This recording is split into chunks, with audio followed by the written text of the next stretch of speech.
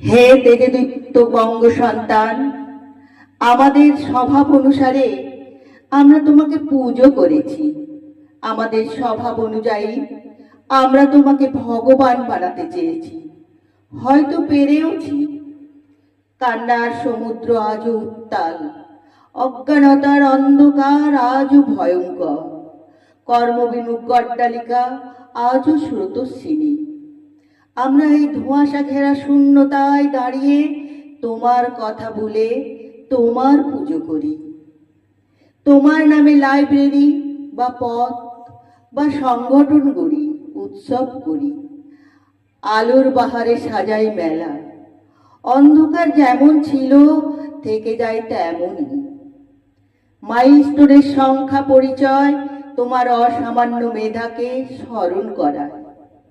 মায়ের ডাকে সাড়া দিতে তোমার ভয়হীন নদী পার হওয়া তোমার অন্তরের মাতৃভক্তিকে তুলে ধরে।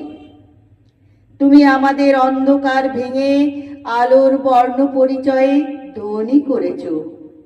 তুমি আমাদের বিভ্রান্ত কবিকে শপথে এনেছ, তার হাত থেকে আদায় করেছ মেঘনাদ বধ।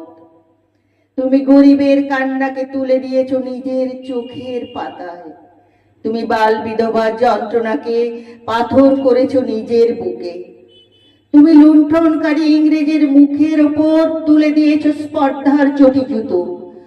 সমুদ্র হিমাচল ভারতবাসীর ক্রোধে আমরা তোমাকে প্রথম ভাগ আর দ্বিতীয় ভাগে ভালোবেসেছি।